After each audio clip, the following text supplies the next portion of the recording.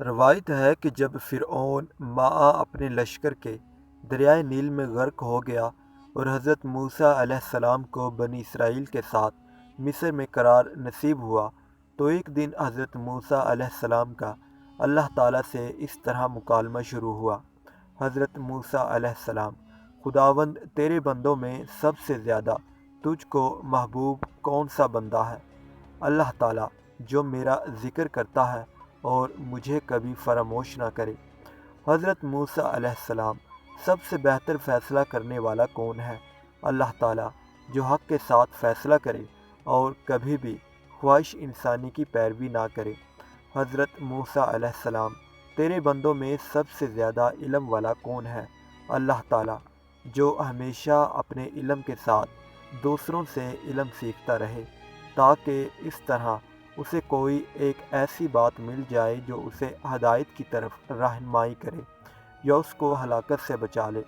حضرت موسیٰ علیہ السلام: اگر تیرے بندوں میں کوئی مجھ سے زیادہ علم والا ہو تو مجھے اس کا پتہ بتا دے۔ اللہ تعالیٰ: خضر تم سے زیادہ علم والے ہیں۔ حضرت موسیٰ علیہ السلام: میں انہیں کہاں تلاش کروں؟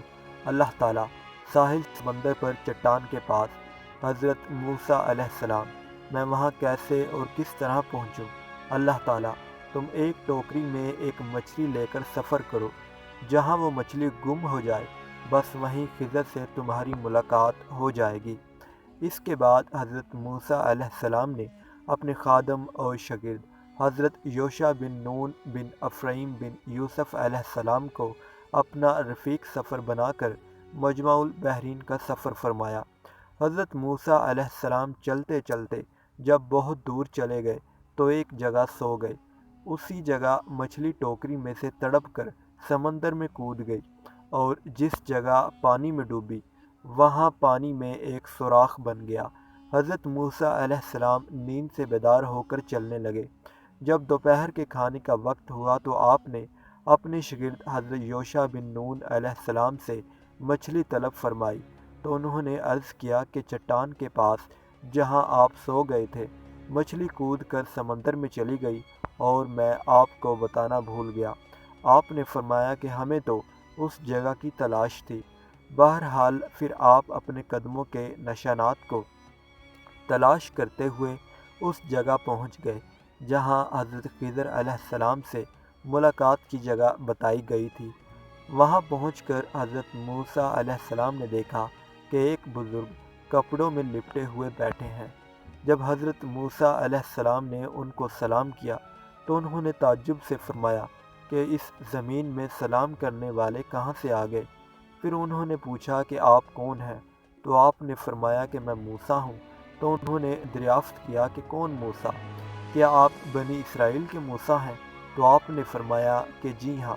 تو حضرت خضر علیہ السلام نے کہا کہ اے موسیٰ، مجھے اللہ تعالیٰ نے ایک ایسا علم دیا ہے جس کو آپ نہیں جانتے، اور آپ کو اللہ تعالیٰ نے ایسا علم دیا جس کو میں نہیں جانتا۔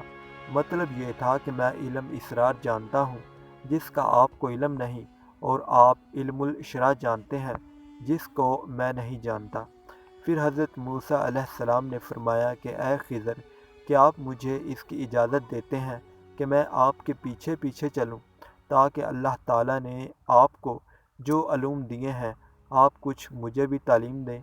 تو حضرت خضر علیہ السلام نے کہا کہ آپ میرے ساتھ صبر نہ کر سکیں گے؟ حضرت موسیٰ علیہ السلام نے فرمایا کہ میں انشاءاللہ تعالیٰ صبر کروں گا اور کبھی بھی کوئی نافرمانی نہیں کروں گا۔ حضرت خضر علیہ السلام نے کہا کہ شرط یہ ہے کہ آپ مجھ سے کسی بات کے متعلق کوئی سوال نہ کریں، یہاں تک کہ میں خود آپ کو بتا دوں۔ غرض اس عہد و معاہدہ کے بعد حضرت خضر علیہ السلام نے حضرت موسیٰ اور یوشع بن نون علیہ السلام کو اپنے ساتھ لے کر سمندر کے کنارے کنارے چلنا شروع کر دیا، یہاں تک کہ ایک کشتی پر نظر پڑی، اور کشتی والوں نے ان تینوں صاحبان کو کشتی پر سوار کر لیا اور کشتی کا کرایہ بھی نہیں مانگا۔ جب یہ لوگ کشتی میں بیٹھ گئے تو حضرت خضر علیہ السلام نے اپنے جھولے میں سے کلہاڑی نکالی اور کشتی کو پھاڑ کر اس کا ایک تختہ نکال کر سمندر میں پھینک دیا۔ یہ منظر دیکھ کر حضرت موسیٰ علیہ السلام برداشت نہ کر سکے اور حضرت خضر علیہ السلام سے یہ سوال کر بیٹھے کہ کیا تم نے اسے اس لیے چیرا کہ اس کے سواروں کو ڈبو دو؟ بے شک یہ تم نے بری بات کی۔ حضرت خضر علیہ السلام نے کہا، کیا میں نے آپ سے کہہ نہیں دیا تھا کہ آپ میرے ساتھ صبر نہ کر سکیں گے، میرے ساتھ صبر نہ کر سکیں گے؟ حضرت موسیٰ علیہ السلام نے معذرت کرتے ہوئے فرمایا کہ میں نے بھول کر سوال کیا، لہٰذا آپ میری بھول پر گرفت نہ کیجیے اور میرے کام میں مشکل نہ ڈالیے۔ پھر یہ حضرات کچھ دور آگے کو چلے تو حضرت خضر علیہ السلام نے ایک نابالغ بچے کو دیکھا جو اپنے ماں باپ کا اکلوتا بیٹا تھا۔ حضرت خضر علیہ السلام نے گلا دبا کر اور زمین پر پٹک کر اس بچے کو قتل کر ڈالا۔ یہ ہوش ربا خونی منظر دیکھ کر حضرت موسیٰ علیہ السلام میں صبر کی تاب نہ رہی اور آپ نے ذرا سخت لہجے میں حضرت خضر علیہ السلام سے کہہ دیا۔ موسیٰ نے کہا، کیا تم نے ایک ستری جان بے کسی جان کے بدلے قتل کر دی؟ بے شک تم نے بہت بری بات کی۔ حضرت خضر علیہ السلام نے پھر یہی جواب دیا کہ کیا میں نے آپ سے یہ نہیں کہہ دیا تھا کہ آپ ہرگز میرے ساتھ صبر نہ کر سکیں گے؟ حضرت موسیٰ علیہ السلام نے فرمایا کہ اچھا، اب اگر اس کے بعد میں آپ سے کچھ پوچھوں تو آپ میرے ساتھ نہ رہیے گا۔ اس میں شک نہیں کہ میری طرف سے آپ کا عذر پورا ہو چکا ہے۔ پھر اس کے بعد ان حضرات نے ساتھ ساتھ چلنا شروع کر دیا، یہاں تک کہ یہ لوگ ایک گاؤں میں پہنچے اور گاؤں والوں سے کھانا طلب کیا، مگر گاؤں والوں میں سے کسی نے بھی ان صالحین کی دعوت نہیں کی۔ پھر ان دونوں نے گاؤں میں ایک گرتی ہوئی دیوار پائی۔ حضرت خضر علیہ السلام نے اس میں اعظم پڑھ کر دیوار سیدھی کر دی۔ حضرت موسیٰ علیہ السلام گاؤں والوں کی بد اخلاقی سے بیدار تھے ہی آپ کو غصہ آ گیا، برداشت نہ کر سکے اور یہ فرمایا۔ ترجمہ: تم چاہتے تو اس پر کچھ مزدوری لے لیتے۔ یہ سن کر حضرت خضر علیہ السلام نے کہہ دیا کہ اب میرے اور آپ کے درمیان جدائی ہے، اور جن چیزوں کو دیکھ کر آپ صبر نہ کر سکے ان کا راز میں آپ کو بتا دوں گا۔ سنیے، جو کشتی میں نے پھاڑ ڈالی وہ چند مسکینوں کی تھی جس کی آمدنی سے وہ لوگ گزر بسر کرتے تھے، اور آگے ایک ظالم بادشاہ رہتا تھا جو سالم اور اچھی کشتیوں کو چھین لیا کرتا تھا اور عیب دار کشتیوں کو چھوڑ دیا کرتا تھا۔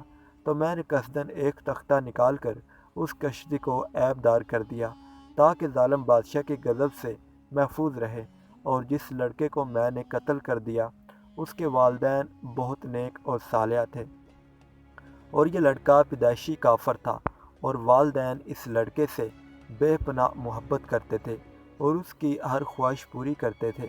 تو ہمیں یہ خوف و خطرہ نظر آیا کہ وہ لڑکا کہیں اپنے والدین کو کفر میں نہ مبتلا کر دے، اس لیے میں نے اس لڑکے کو قتل کر کے اس کے والدین کو کفر سے بچا لیا۔ اب اس کے والدین صبر کریں گے تو اللہ تعالیٰ اس لڑکے کے بدلے میں اس کے والدین کو ایک بیٹی عطا فرمائے گا جو ایک نبی سے بیاہی جائے گی، اور اس کے شکم سے ایک نبی پیدا ہوگا جو ایک امت کو ہدایت کرے گا۔ اور گرتی ہوئی دیوار کو سیدھی کرنے کا راز یہ تھا کہ یہ دیوار 2 یتیم بچوں کی تھی جس کے نیچے ان دونوں کا خزانہ تھا، اور ان دونوں کا باپ ایک صالح اور نیک آدمی تھا۔ اگر ابھی یہ دیوار گر جاتی تو ان یتیموں کا خزانہ گاؤں والے لے لیتے، اس لیے آپ کے پروردگار نے یہ چاہا کہ یہ دونوں یتیم بچے جوان ہو کر اپنا خزانہ نکال لیں، اس لیے ابھی میں نے دیوار کو گرنے نہیں دیا۔